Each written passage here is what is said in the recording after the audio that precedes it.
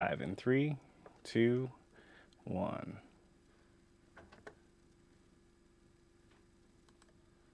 Good morning and welcome to episode 7 of the Bob and Kevin Show. On today's episodes, we're going to wrap up CES 2018, talk some tough questions about Bitcoin, and take a hard look at some common practices in FinTech that may or may not be very secure. And of course, our YouTube famous quiz segment. It's Monday, January 15th, so let's get started. And here's a live look at the control room in Northeast Indiana. And there's a look at your host today. I'm Kevin, and with me today is Bob. Bob, how are you doing today? Doing all right. Got a day off from work, but decided we'd get up and hit it early anyway. Yes, here in the United States, it's Martin Luther King Jr. Day, a day that is kind of not celebrated everywhere in terms of days off. So I've got some kids in school, some kids out of school today. But because of the weather, I just got the text, we are all home together today. So hopefully they won't be coming to visit the show, but if they do, don't be surprised. So school got canceled for you guys? School just got canceled, yes. Snow day! Yes, I know, exciting times, right? So, okay, you know what? Let's jump right into our Twitter poll here.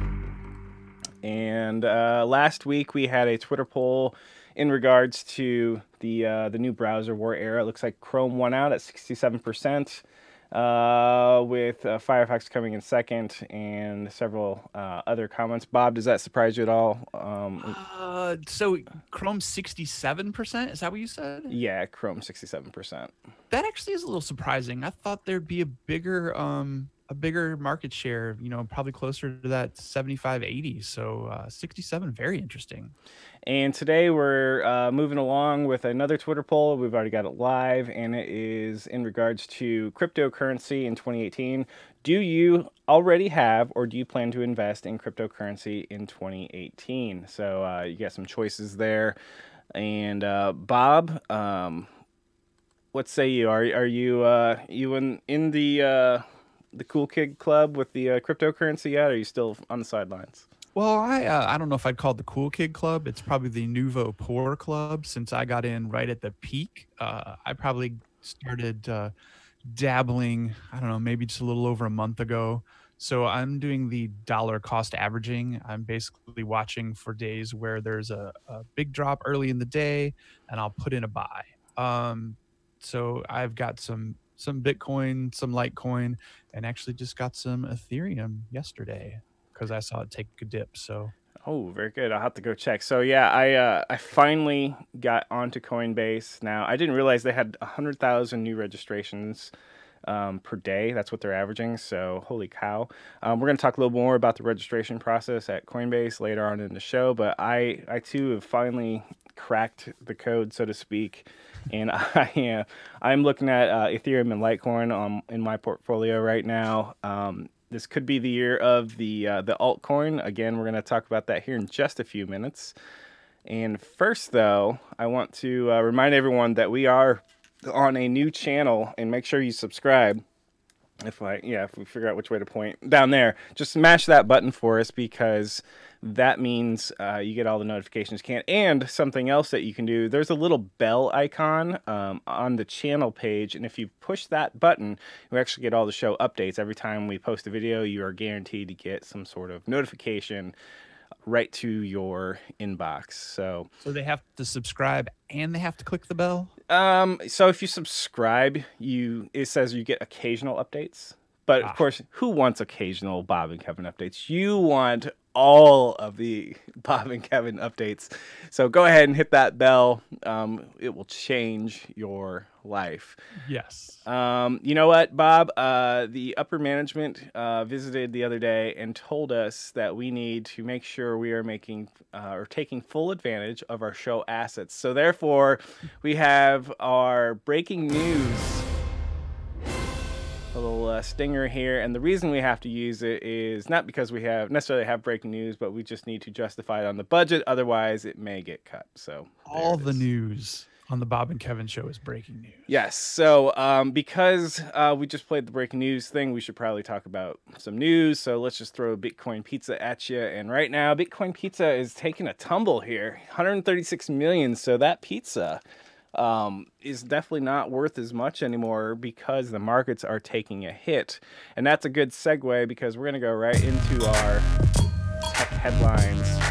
That means I can almost buy a Bitcoin Pizza. Yeah, I know, right? So I'm going to go ahead and hit us with the Bitcoin. So Bitcoin, some good articles came out this weekend. Is it dying as a payment currency? The fees per transaction are really starting to make it cost prohibitive. You know, if you have to throw in $20 as a fee, then you can't buy something for $5. The market got scared. No, God! No, God, please, no! No! As South Korea decides to or contemplates banning cryptocurrencies, and that happened on the 11th, and it just adds to the 2018 downward trend. Kraken was offline for 2 days. The San Francisco-based exchange did offer an explanation here, and basically they're just upgrading the infrastructure, but they were down for 2 days, prompting some hacking fears.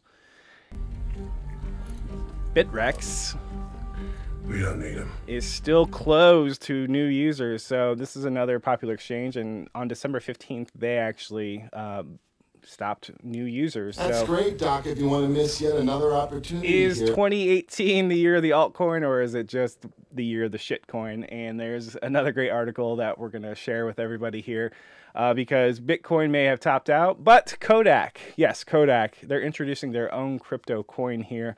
And if you get in early, they could even give you a few free coins. What will Kodak's coin I don't know. do for you? I have a bad feeling about this. Yeah, I've got a bad feeling about that too. Bob, did you know Kodak was actually doing their own cryptocurrency? I did know that just from my CES research for my segment later in the show. But I put my finger on the desk, homage to Pete on that one when you were talking about when the first exchange that you referenced that shut down for 2 days for infrastructure Kraken. upgrades. Yep. Do you feel like that's going to come out later as a story where it wasn't infrastructure upgrades and maybe there was a breach of sorts? I don't know. I mean, I haven't read anything yet, so That sounds super fishy though. It was odd though because when I went to sign up for Kraken, it was down. So as a result, I have yet to sign up for Kraken. I went with another exchange, so I guess stinks for them. Did their down message say they were down for system upgrades, or was it just like a generic? I had a screenshot of it, but it was just a very generic, text, very year 2000. I mean, the only thing it didn't have was the animated GIF of the guy, the construction worker. The construction worker. So, so interesting. But I'm sure that if there was a breach, it will come out, and if not, then I guess they made a decision. I did read somewhere that they asked their developers to because it was a 2-hour planned outage, by the way, and it ended up being a 48-hour. So at some point they sent their developers home to get rest. Which so there was a planned outage. That's what I was trying. Okay, yeah. So, all right. So if there was a planned outage that went from 2 to 48, I'm a little bit less tinfoil hattish then. Gotcha. Okay. And so is 2018 the year of the altcoin? So what are we trying to say with that? Well, the big ones are Bitcoin, Ethereum, Litecoin, Bitcoin Cash. I don't know if that's a big one, but that's one that's being pushed by Coinbase. So other up-and-comers are things like Ripple, Stellar. How do they name these? I don't know. It's what domains available. Who knows? But these are cheaper coins, and you could be throwing your money into a black pit. Heck, you could be doing that with Bitcoin.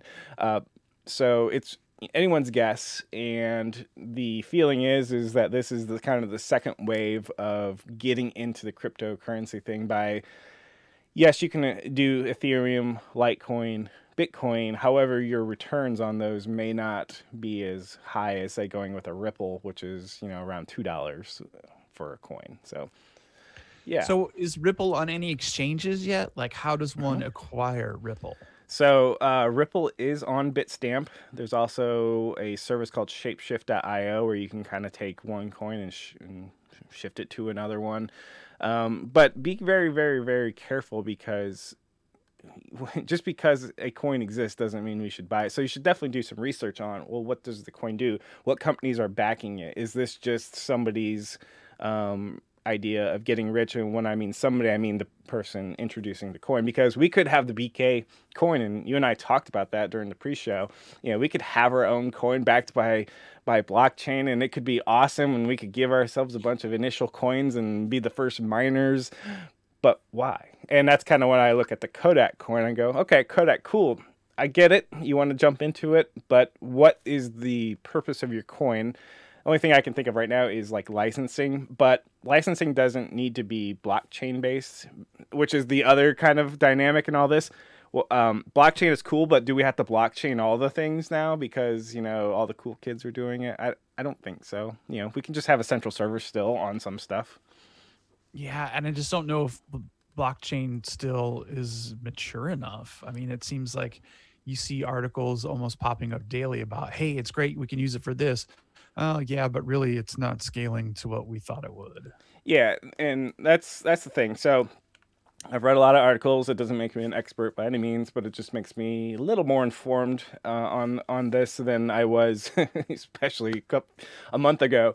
But yeah, blockchain has a scaling problem, and Bitcoin itself, is kind of looking old technology already. It's been around since 2010, and the reason there's so many altcoins is some of them try to replicate Bitcoin as being the next currency. But if you look at Ethereum, Ethereum is all about smart contracts. So just because it's blockchain, just because it's a cryptocurrency, doesn't actually mean they're all equal. So definitely do the research on it. All right, Bob. We had a special event happen out in Las Vegas recently. And I think you put together a little bit of footage for us here. So if you could walk us through it. Package together. Today we're going to take a look back at CES 2018, which just finished up last week. And one of the things we discussed was Google's presence, and they did actually make a big splash with some giant booth graphics.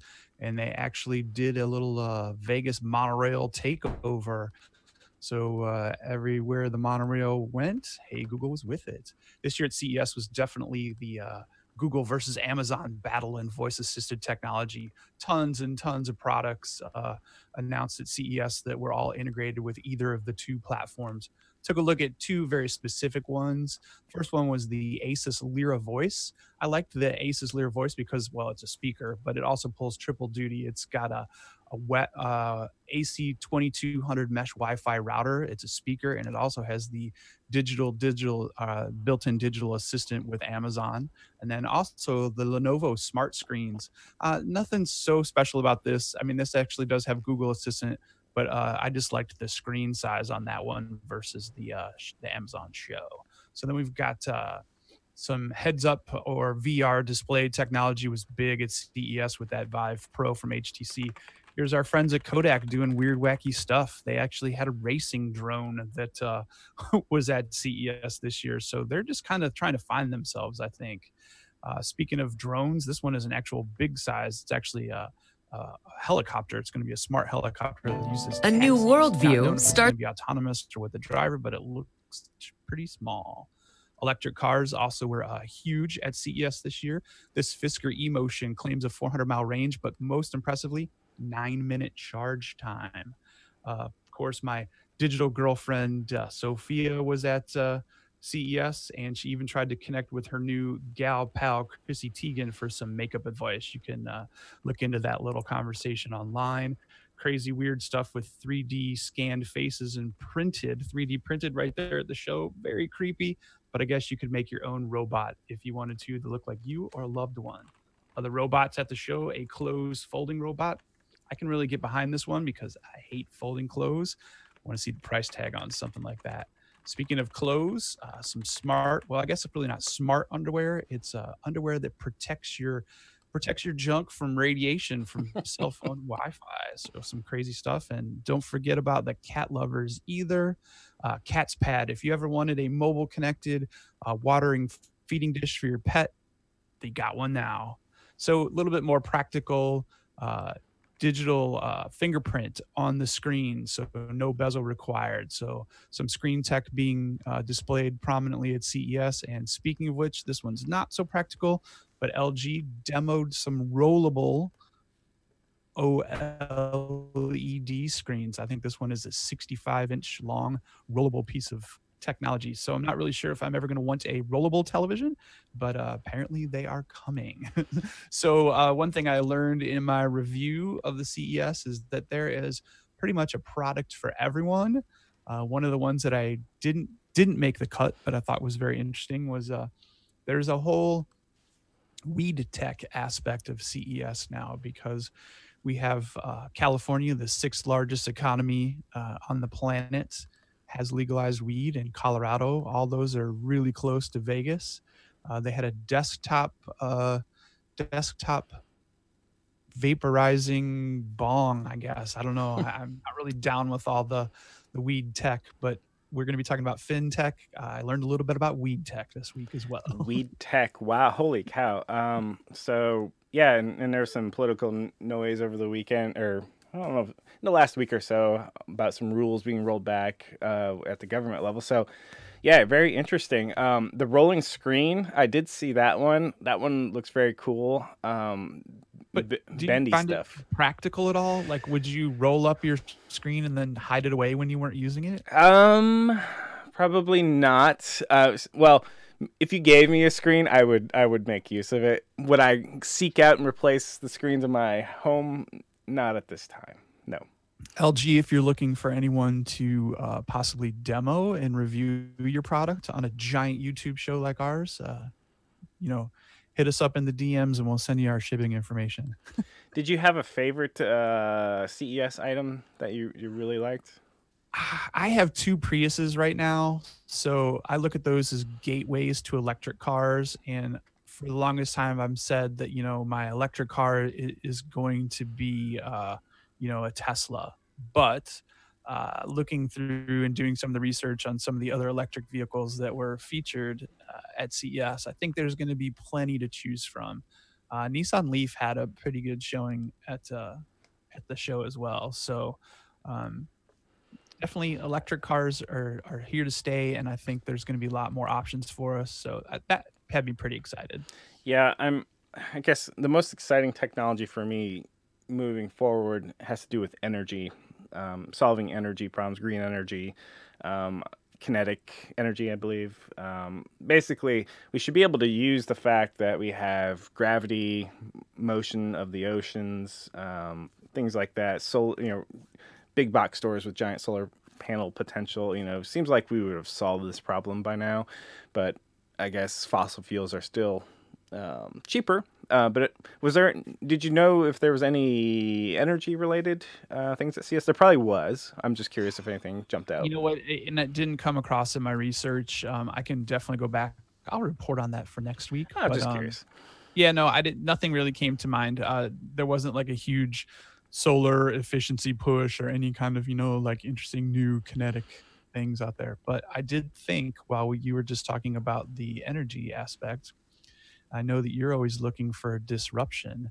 Maybe you could come up with a more energy efficient way for Bitcoin mining rigs to operate. Dun, dun, dun. Yes.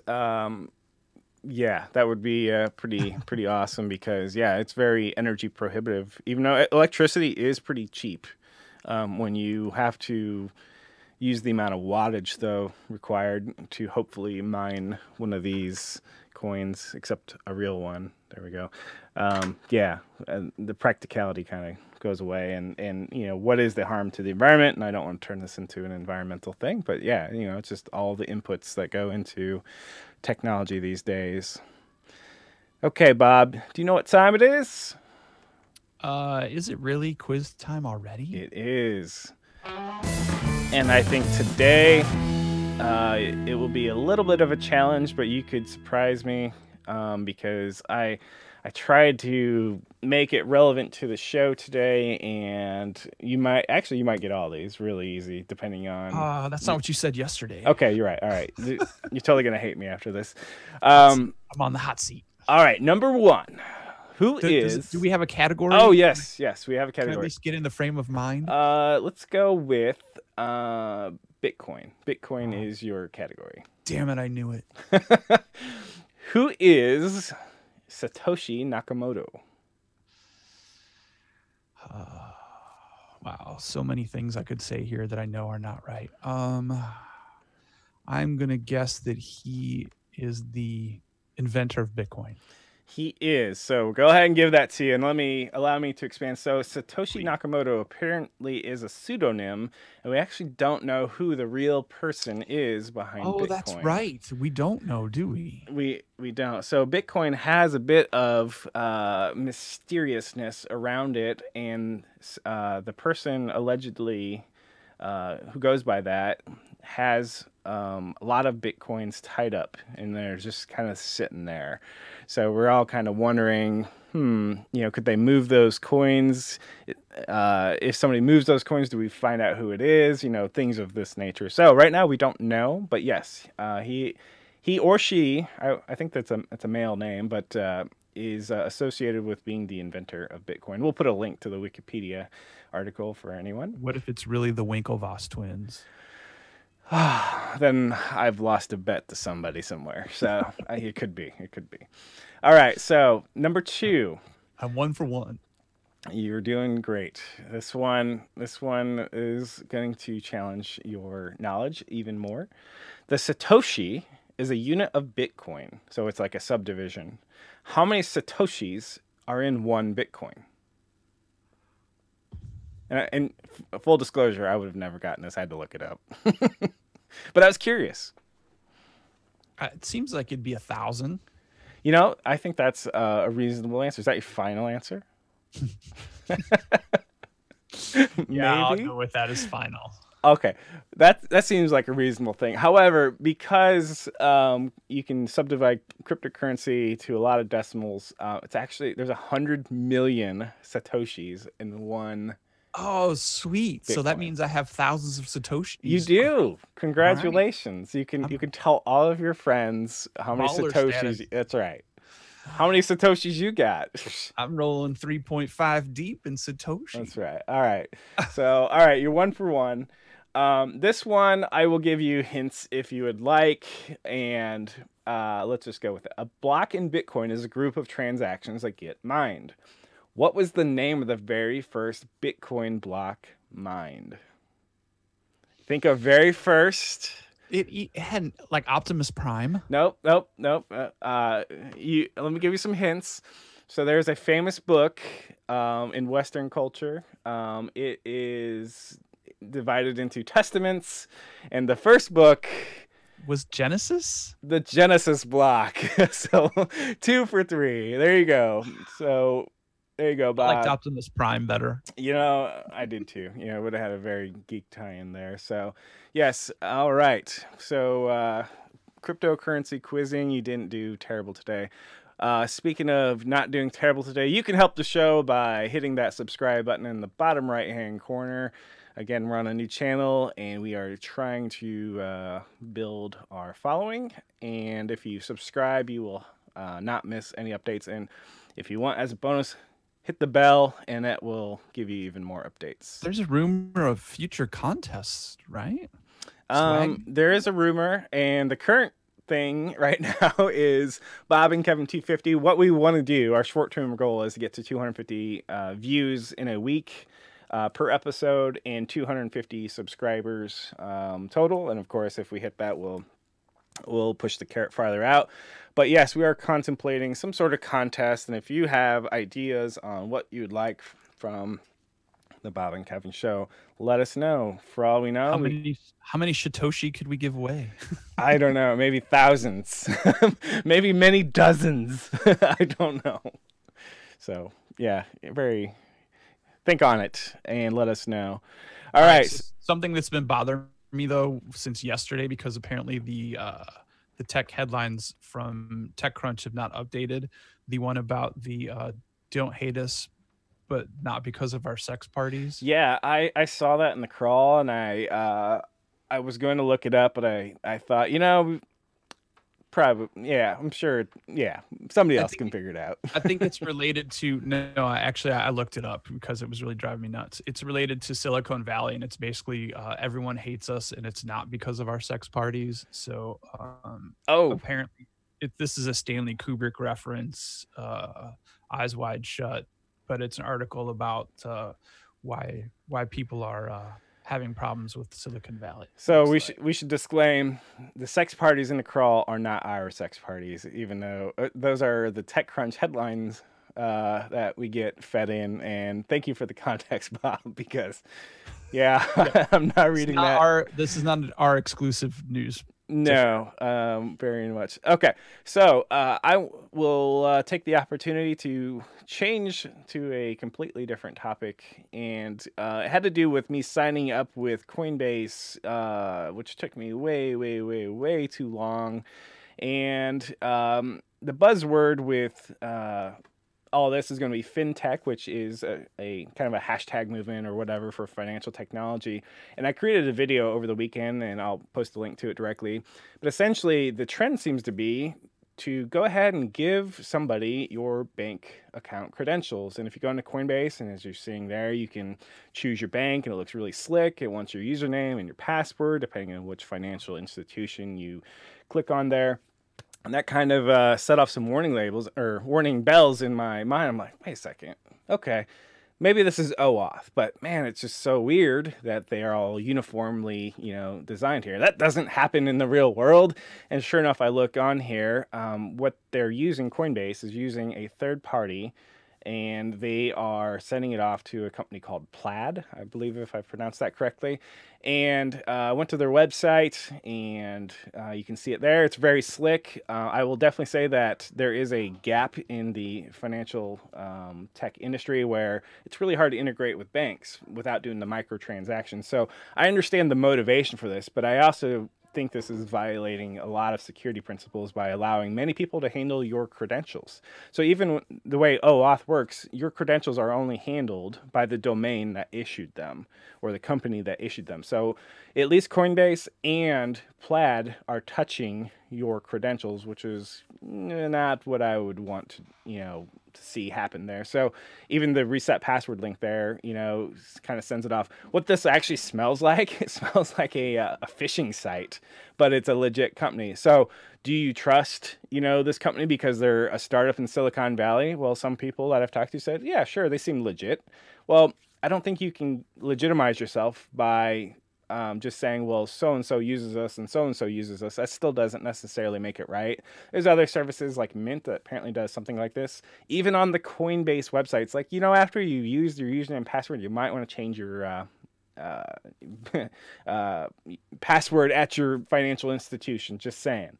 So I really think it's a bad implementation to a real problem that exists. But I really think what should happen here is and I'll pick on Chase, if they really have a relationship with Plaid, then still give me a chase.com domain, and I will then give my credentials there, and then you can turn around and give them to Plaid, but you have to assume that liability.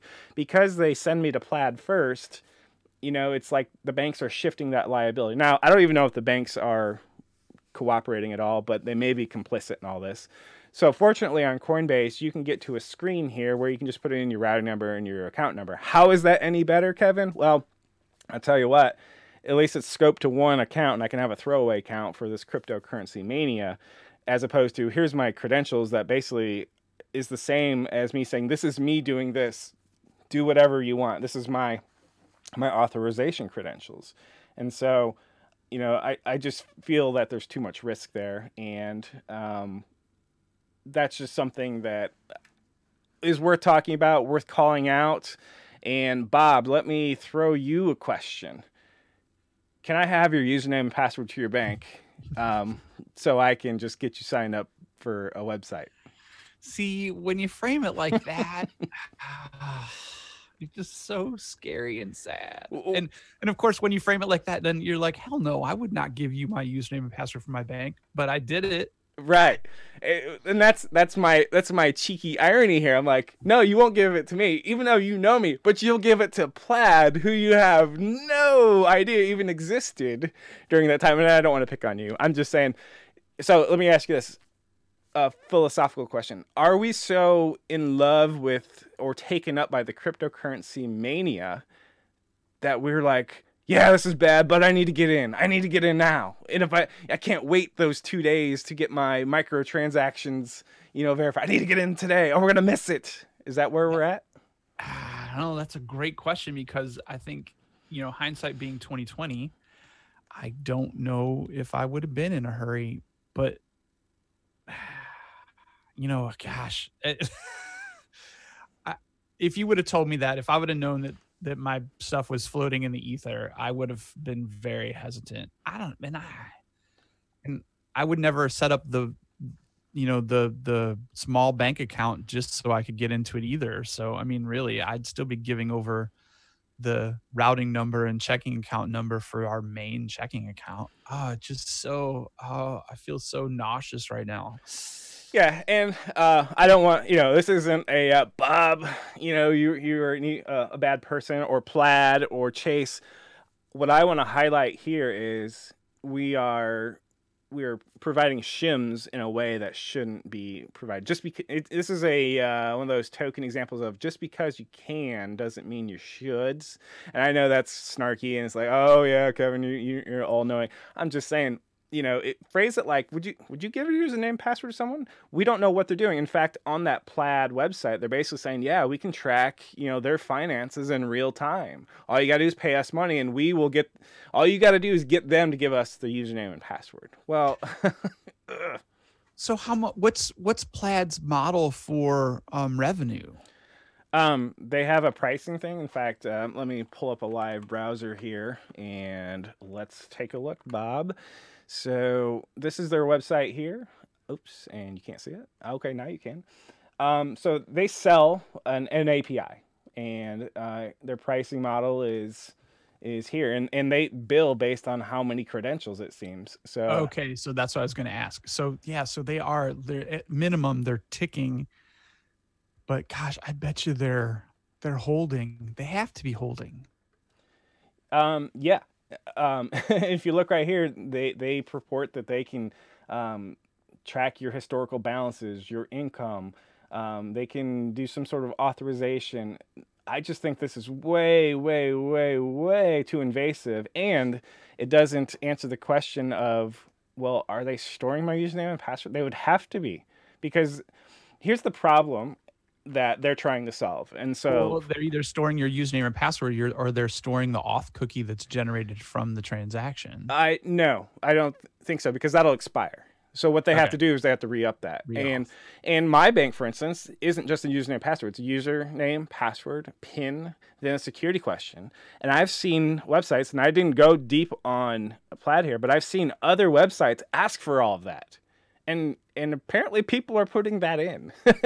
And why are we okay with this, guys? Why are we okay with this? And I feel like there would have to be a statement on their website of like all the security that they had to go through to get the relationships with those organizations. But that's where I even go with, even if they have a relationship, they need to present me with the security domain of my bank, not of plaid.com, and just go, yeah, we're good. We have this relationship. We said so. It's on our Plaid website. Well, you can't self-certify yourself. You can't just say, yeah, we're good. I mean, this is hacking 101. This is social engineering.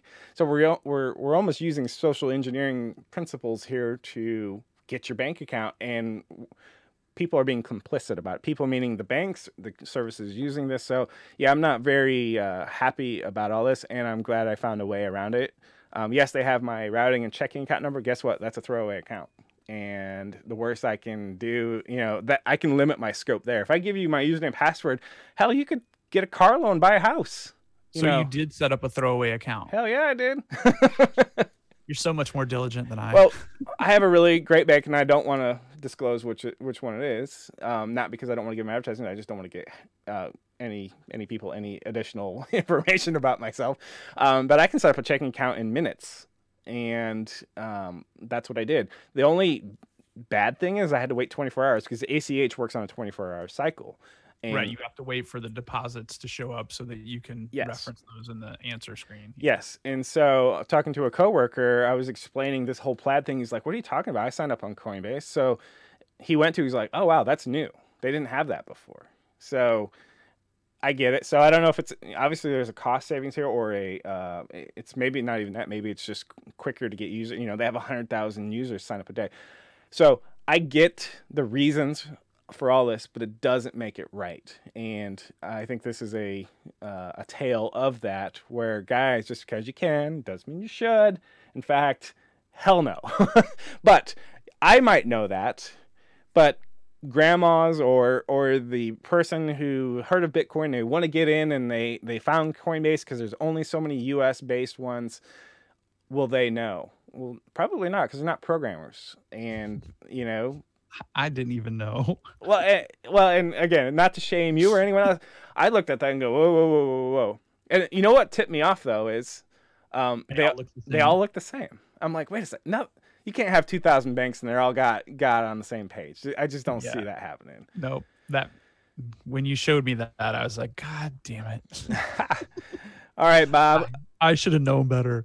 All right. Well, I think that concludes my FinTech. We will have a link after the show, and we'll talk about all the things we talked about today will be in there. And finally, one last plea: make sure you subscribe to the show.